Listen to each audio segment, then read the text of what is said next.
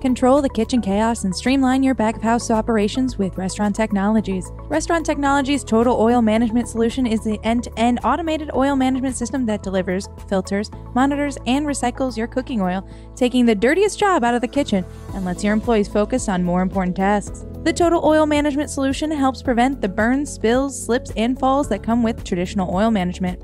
Restaurant Technologies gives you and your employees peace of mind among the chaos of a commercial kitchen and can maximize efficiency for your business. And no upfront cost. Learn more about Restaurant Technologies and all the solutions they offer by visiting rti-inc.com or call 888-796-4997.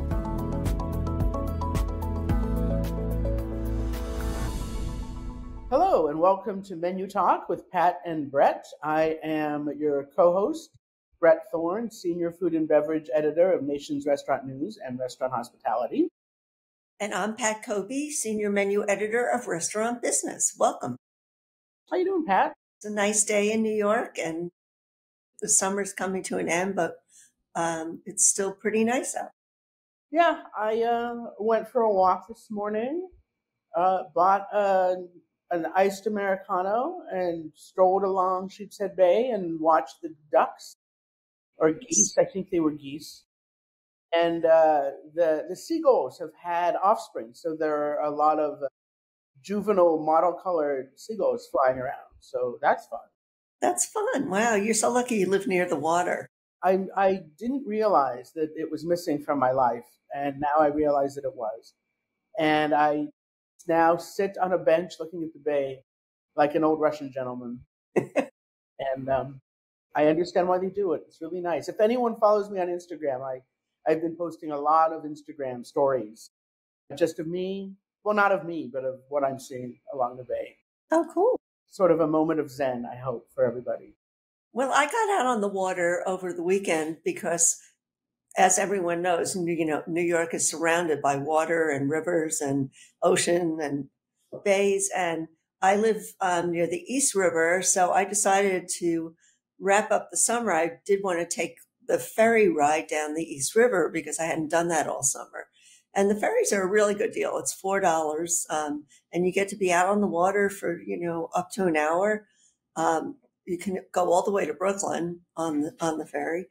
But I got off at Wall Street because I wanted to check out Jean-Georges Vongerichten's tin building at the South Street Seaport because I had never been there. And it's probably been open about 2 years now.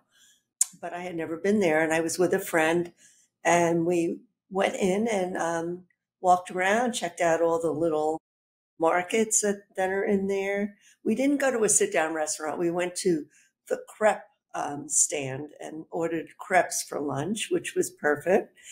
And it was just a really nice experience. I'll have to go back and visit and check out some of the restaurants. Have you ever been to any of them? No, I haven't been to the Tin Building. That's the South Street Seaport area, right? Mm-hmm. Yeah, it's kind of hard to get there. Like, not super hard. Like, I suppose I could take a ferry, although from where I live, that would be a very long ferry. But the subway, you have to take the subway and then get off at Fulton Street Station, which is a chaotic. I never know where I am at the station. So, I mean, I think Jean-Georges Vongerichten is worth it, and I should go. And I go to the South Street Seaport occasionally, but I have not been to the Tin Building. What kind of crepe did you get?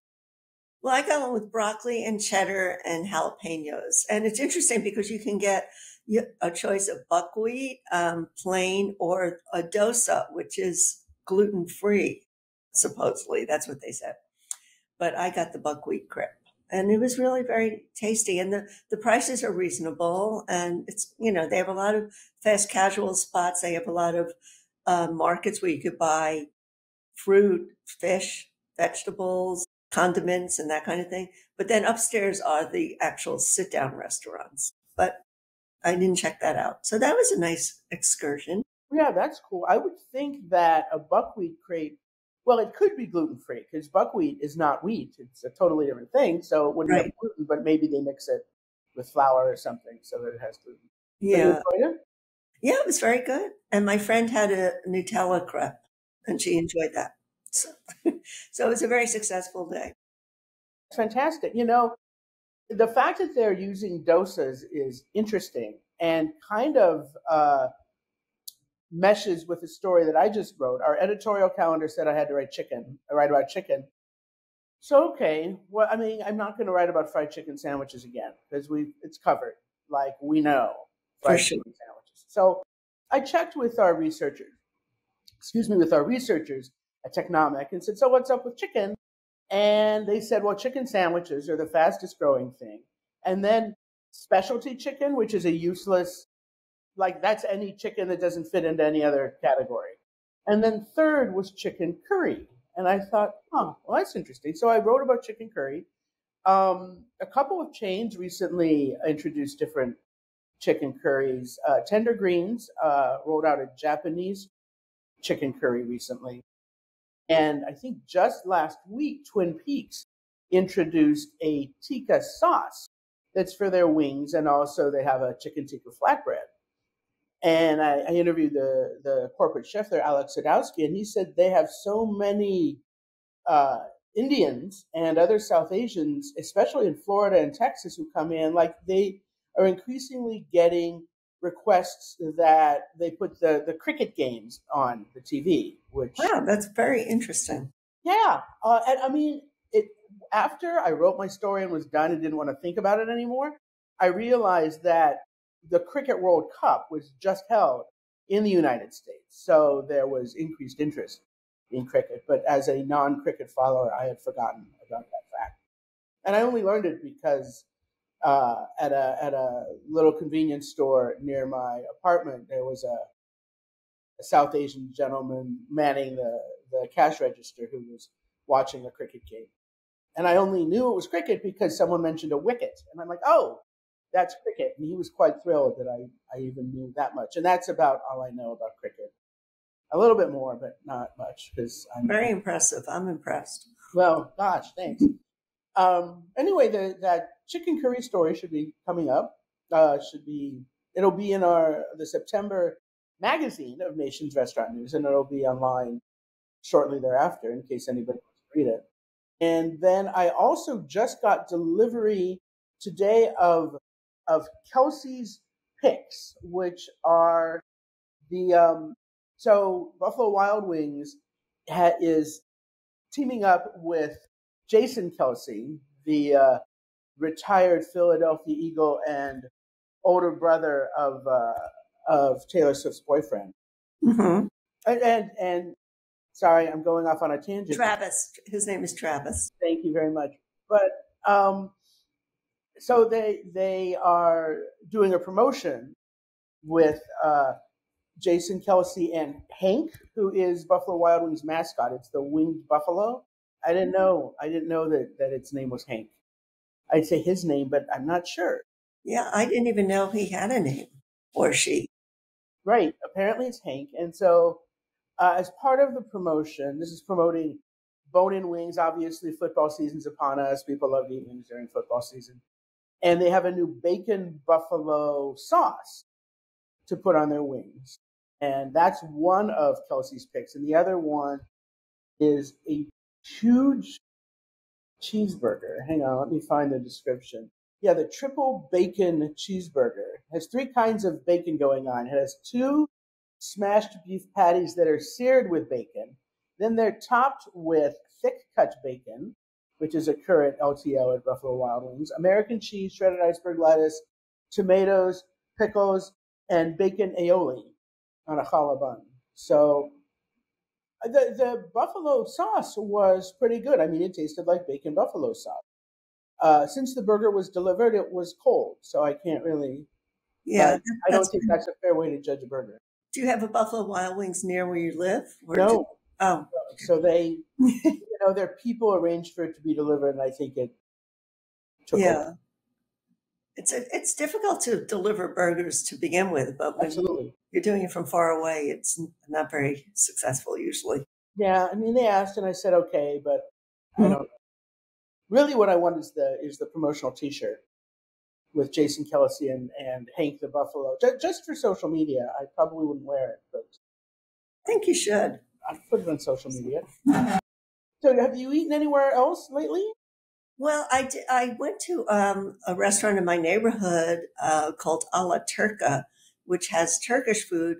A friend asked where we should meet, and I had been there before, but I never tried their manti, which are little Turkish dumplings, and I've always read about them and wanted to try them because evidently in Turkey the women of the village created this dish and they make them by hand. I'm not sure if they make them by hand at Alla Turca, but they had them on the menu and I've always wanted to try them. So they are very tiny. They're like almost like thimble sized little dumplings filled with ground meat. And then they came in like a labneh sauce. It was kind of a thick yogurt and they were quite good. It's listed as an appetizer. So, but the portions are very generous at this restaurant. I took some home actually, Good job. even though it was an appetizer. But we also got a couple of, dips because that's what you do at a Middle Eastern or Turkish restaurant. Yeah, I actually, now I just remembered, I went out for just a little snack at a restaurant called Rocca that's right on Sheepshead Bay. And like many of the restaurants in the neighborhood, it's sort of Turkish accented. In fact, you can smoke hookah there if you want to. There are a number of hookah lounges in my neighborhood. And I just wanted a little something, and I ordered a sort of cold appetizer sampler that had labneh and hummus and babaghanoush and an eggplant thing, and then another eggplant thing. So was it three eggplant things? A lot of, Yeah, they do use a lot of eggplant. and it was all great, and served with Turkish bread, and it was just what I wanted. Just a little, a lot of flavors, not a lot of food, and with a view of the water, which was very nice. Sounds lovely. So Well, I didn't have the view of the water. I just looked down on Second Avenue, but it was fun to go there. And so now that I satisfied my craving for Monty, I think if I ever get to Turkey, I'll try them there. But I don't think I need to seek them out anywhere else. you've had them, you've done it. Yeah, I've done it. Well, if you ever do come to my neighborhood and go to the supermarkets, you can get frozen Monty. Oh, Like you can just scoop it into your bag. Monty, pelmeni, varenica, and other dumplings, the names of which I do not know. And cool. they're all frozen, and you boil them in 5 minutes, and you got a nice little meal. That's wonderful. I will make a point of coming out there sometime. You can traditionally they're served with like sour cream or labneh as at your Turkish place, but I decided to go ahead and make sort of an Asian kind of dip for them. So it's sort of like a ponzu, but I added some horseradish because I don't know, it just seems like thematically appropriate for my neighborhood. A lot of horseradish. So, and that's similar to wasabi. Oh, definitely. Yeah, And with lamb dumplings, that's another option that people might consider. definitely. So, speaking of Asian things, I actually this week interviewed a non-Asian person, but his name is William Disson. And I first did a podcast interview with him in March of 2020, before the pandemic started. So that podcast never ran because, you couldn't just pretend like nothing was happening. Right. I had to do new podcasts. And so I reconnected with him, and his people had contacted me because he'd just been to Malaysia on a sort of educational, sort of culinary diplomacy kind of tour. That's something that he's an advocacy for various nutritional policies and stuff, and so he thinks that's probably how he got the attention of this particular mission. He is the chef and owner of The Marketplace in Asheville, North Carolina, and he also has 3-unit fast casual fried chicken chain called Billy D's Fried Chicken. Well, it's great to see that his restaurants are still thriving. Are those the same restaurants he had in 2020? Well, he had one called the Haymaker, I think. Let me look it up. The Haymaker in Charlotte, North Carolina, which he sold, but it's still doing well. And there was only one Billy D's at the beginning of the pandemic, and now there are three. The original one was at the North Carolina Zoo, and now there's one at Wake Forest University in North Carolina, and at Elon University, which I'd never heard of, but is not related to Elon Musk at all. But it is also, it's near the Research Triangle. Right. Oh, cool. Well, it's great that he's still running restaurants because a lot of people aren't, Right. After the pandemic. Well, he's doing fine. He, as I said, he went to Malaysia. Mm-hmm. He actually went to a poor part of Malaysia. He went to Kota Kinabalu, which is in East Malaysia. That's the part that's on the island of Borneo. The rich part is the Malay Peninsula. And then there are two Malaysian states on Borneo. Borneo is a weird island because there's also an Indonesian province on Borneo and the country of Brunei, a little city-state on Borneo. But Sabah, where he was, is a relatively poor province. He went to Kota Kinabalu, the capital, and he talked about cooking for some stateless children while he was there. Shall we listen to the clip? Yes, definitely. There we start out with the event we did with children that were stateless children because Southeast Asia, there's a lot of boat communities. So the children that are actually born on the boats don't have any rights as citizens in Malaysia. So they don't have access to school systems or anything, healthcare systems. And there was a great program called the Itania School for Stateless Children that this really wonderful woman from New Zealand created a while back, and to give them opportunity to have education, etc. And I cooked a luncheon for them, and it was the first time all of them had stepped foot into a restaurant and eaten American food. So we went full on American. I made my fried chicken for my fried chicken restaurants. We made potato salad, cucumber salad, pizza, pasta and red sauce. And these kids were smiling like it was Christmas morning. It was a pretty powerful moment. Isn't that nice? That's really great. Wow. Yeah, he's living a good life, doing the good things. I never heard of stateless children. I mean, that's really not very widely known. Yeah, I lived in Southeast Asia for a while, and I hadn't heard of it. So I learned a new thing. And, when he was describing that, I was thinking about how American children, even really impoverished American children, would respond to food from a foreign country presented to them. And I feel like a lot of them would be a little bit freaked out. I'm not giving them credit. Maybe American children are more adventuresome than I give them credit for. I don't know. Well, I think this generation is more adventurous than the previous one because they're exposed to so much more. And I mean, look at all the Asian fast casuals there are in the country. And that's one of the fastest growing, global cuisines in the U.S. So I think they're a little more open to trying new things, hopefully. Well, yeah, I mean, we'd have to ask our colleagues at Food Service Director who cover food in, but you've worked for Food Service Director also. Yeah. You have some idea on what the kids are eating, so. No, definitely in K through 12, they're doing some things in the cafeterias that are totally foreign to what I experienced, and I'm sure what you experienced. And I imagine foreign in a good way. Yeah, and also the schools are so multicultural now because there are, immigrants from all over the world living in the U.S. now. So they really have to appeal to everyone's tastes.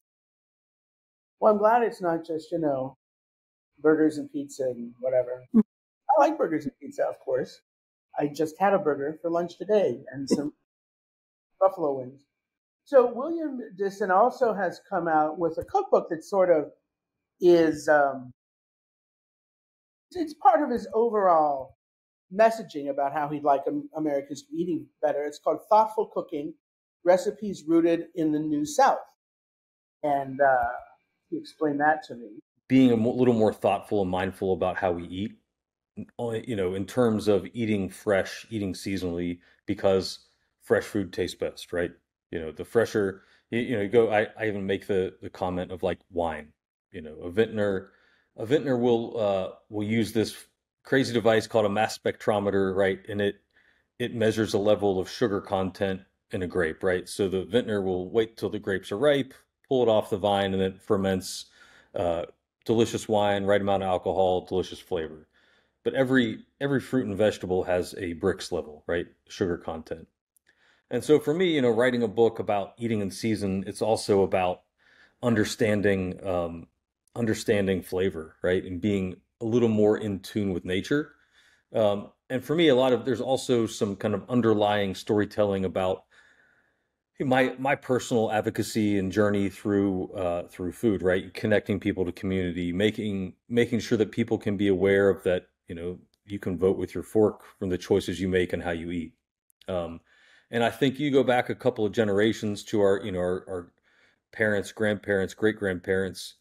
You get back then, almost everybody farmed. They didn't have access to Instacart and Uber Eats, right? Where you can get what you want whenever you want it. So you had to grow your food. You had to be a little more ingrained with the seasons and how food is grown. Sustainability was something you did because if you over fertilized your garden, it didn't produce the next year. So, so I think that's something I want to get people a little more in tune with again to say, that if we want to eat delicious, we need to eat in season, but we also need to make sure that the choices that we make and how we eat are going to affect the world around us. Sounds like a good cookbook. I do have tons and tons of cookbooks, but I always like to see new ones. Yeah, and figuring out how to cook seasonally. I mean, I think that's probably something you already know how to do anyway. Mhm. Question of buying what's in season and cooking it. Like I don't use cookbooks really. I just sort of fly by the seat of my pants and buy whatever the produce is and do things with it. Well, that's kind of what I do too, but I do have all these cookbooks, so they're mostly just to look at Yeah, and inspire. I purged my cookbooks when I moved, and I have more now because people send us cookbooks, which is not in any way a bad thing. I do a lot of work locally with an organization called the Appalachian Sustainable Agriculture Project. They have a subsidiary program called Growing Minds that teaches about eating fresh, eating local, eating healthy in schools. A lot of times I'll take school age kids out on a farm tour. And last year I took a bunch of kids out to a local farm called Gaining Ground Farm. And we did a little farm tour in the back of a tractor and, bales of hay and on the trailer. And I jumped off and grabbed a head of romaine out of the ground and just started eating it. And this group of kindergartners said, "Oh, gross, what are you doing?" I said, "Oh, this is romaine. It's salad. It's lettuce." They said, "No, Chef William, salad comes in that plastic box at the grocery store." And I said, "Well, how do you think it gets into the plastic box? This is where it starts." And you could just see the light bulbs going off over their heads. It was a very powerful moment. And I think that's, for me, that, on a larger scale, that's what I'm trying to get people reinvigorated about with my cookbook. That's really something. I mean, a lot, we do have a K through 12 specialist on food service director, and she writes a lot about the farm to school programs that are happening now, and they've really ballooned. It seems like almost every school district now has a farm to school. I mean, ones that are near farms anyway, near enough, to source produce from farms. But I don't know if the children actually see the lettuce growing in the ground. So And I don't, yeah, I often wonder how much Americans know about where our food comes from. I would love to do a survey just to ask who knows what French fries are made of. And I would guess that a minority of Americans know that it's potatoes. That's a survey I guess we'd have to do. yeah, that would be fun. Yeah, we should, maybe we should spearhead that for our next. We should do like a man on the street kind of thing, like, Jimmy Fallon does, and ask people things that they should know, but usually don't. No, like what are French fries made out of? Well, obviously, William works with a bunch of farmers seasonally at the marketplace. His restaurant in Asheville, which he's been running for 15 years, actually, although the restaurant itself is 45 years old. He bought it during the Great Recession, and he's really psyched about what's going on there. Something we spend a lot of time doing in our restaurants is that, we have farmers that say, look, we have all these extra peppers, we have all these extra tomatoes, we'll give them to you for pennies on the dollar. So we make different things out of them, can them off, peppers, make different hot sauces and pepper mashes and things we can use throughout the year. Obviously different when you've got a restaurant where you're feeding thousands of people regularly, but you can still do the same things on a small scale. And it does take a little more know-how. But again, you go back just a couple generations, and these are all, in my opinion, simple things that are, people were doing. And we've just kind of gotten away from it because of convenience of, modern society. When I was growing up, my parents definitely were not canning much. My dad made pickles, actually, but more like it wasn't like a we need these to eat kind of thing. He just wanted to make pickles. They were okay as long as you didn't let them get too long. They could get kind of old and mushy. Well, I think, maybe like 30, 40 years ago, I think, like frozen food was seen as a status symbol. So my mother used a lot of frozen vegetables for a while until she started making Chinese food. She took Chinese cooking lessons and then started buying a lot of fresh vegetables and wok frying them. Things change, but that was kind of the way it was back then. Yeah, I was raised on a lot of frozen vegetables, and when we had Chinese food, it was those cans of la choy, I think, chunky Right. la choy, and you just opened them and heated them up and served them over rice. Yeah. We ate Uncle Ben's rice, converted rice, because it took less time to cook. But interesting. I like Uncle Ben's. So William had more to say about the marketplace. We're super excited about what's going on there. We have one of the best teams we've ever had at the restaurant. I think the food we're putting out, 45 years into our restaurant, really delicious stuff. I think service and hospitality is also one of those things we excel at. I think in this day and age, that's kind of a forgotten part of the trade. And they say, oh, it's great food and drinks, but you have service that's mediocre. And I feel like the service and hospitality can really make or break an experience. And the team we have right now is just really, really doing a great job. So Yeah, I'd love to go to Asheville again. I've been there once, but there are so many good restaurants now in Asheville to try. I've never been to Asheville. It's one of the few American cities I haven't been to yet. And yet it sounds great. I'd love to check it out. And we were actually in our Slack channel at Nation's Restaurant News, we were talking about how often these days going to restaurants is, kind of a middling experience. The food is I think, almost always good, but the service sometimes is indifferent or not. They don't seem really psyched about you having a good time. And so I asked William this and how he got his staff to get psyched about serving their customers. I think it starts at the top. I'm not a chef that yells and screams and, is a tyrant. I try to treat people like they are, right? Give them respect, give them kindness, but also be direct to them and say, look, I expect that in return. This is a professional environment. And if we want to be a successful restaurant, we need to treat people like humans and give them respect. And think, I said, think of the way you would want to be treated if you were walking into someone else's home, right? You're walking into your own home. That's the way we need to treat folks. And, I think companies talk a lot about culture, but culture is very important in a restaurant. Restaurants, it's Anthony Bourdain said, are a lot like pirate ships, feels like you're going up and down on the waves and things are on fire and people are yelling and screaming.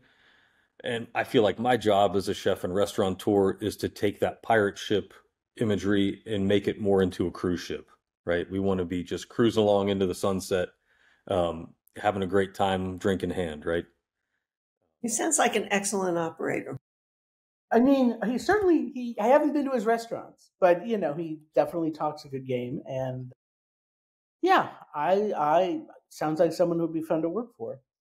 And he also has this fast casual concept, as we've discussed, Billy D's Fried Chicken with 3 locations. And he talks about it being kind of a premium product, and I'll play a clip about that. But I want to point out that he said the average per person check there is between $12 and $14, which isn't bad these days. No. And it's, all local, high quality. Well, I'll let him talk about it. So fast casual, different than the marketplace. Our menu at the marketplace could change 12, 16 times a year, right? The menu kind of evolves based on our whim, based on the season. Billy D's Fried Chicken, the menu stays more the same. There's about 10 menu items. We have a couple things that may change seasonally. We'll also, kind of have limited time offer deals, right? Where we'll have sandwich specials or different sauces to play with. But the chicken itself, we're getting from Joyce Farms, which is a regenerative farm in Winston-Salem. Depending on the location, we're sourcing dairy, eggs, and different produce for the menus within that region. So we've really been able to kind of create little food hubs with this, and I feel like it's a concept that really has a lot of legs to grow. It's not the price of maybe some of our competition that has a lesser menu price, but it really has flavor, and I think that connection. I feel like the market nowadays is really looking for quality. We all know the price of food has gone up, and so if you're going to pay more for food, I think people want to know they're getting high quality and great flavor, and I think that's been our success thus far. At restaurant business, we keep talking about value as being equated to quality as well as price. I mean, a lot of consumers consider something to be of value when it has high quality ingredients. So they don't mind paying another couple of dollars for something that has lots of flavor and good quality. Yeah, it's not just about price, Mm-hmm. for sure. And I don't know if we've talked about it on this podcast, but certainly my colleagues and I are all talking about how obviously there are all these value competitions that are underway, $1.99 menu, $4 menus, bundles of stuff for not a lot of money. But the steak LTOs are what are selling really well. And a number of companies are responding, we added this, relatively upscale beef dish, and people were all over that. And that speaks to your point that value isn't just price. It's people feeling like they're getting their money's worth. And that can include certainly having a great experience. So I think that about does it for this week's Menu Talk. Do you have exciting plans coming up, Pat? Well, I am going on vacation next week, and I'll be in France, so I'm very excited about that. Hopefully I'll have a lot of good food and drink to talk about when I return. Well, that's exciting. I don't know what I'm doing this week, but I'm definitely not going to France. So, I'll probably go into Manhattan for something, but that'll probably be my longest journey this week. But we will have a special guest co-host next week while you're enjoying yourself in France. Yes. And so that's something for our audience to look forward to. As much as I'm sure they will miss you, Pat, as much as I will, we will be able to see you the fall. Well, thank you, Bret. I think my substitute will do a worthy job. I agree. So and tune in. Yes, I'd say who it is, but let's keep it a surprise. Yeah, let's make it a surprise.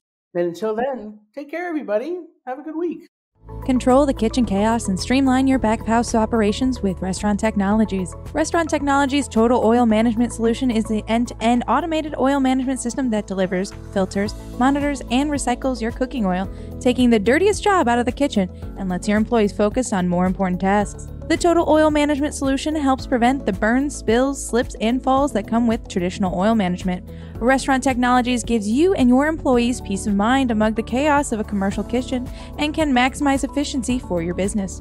And no upfront cost. Learn more about Restaurant Technologies and all the solutions they offer by visiting rti-inc.com or call 888-796-4997.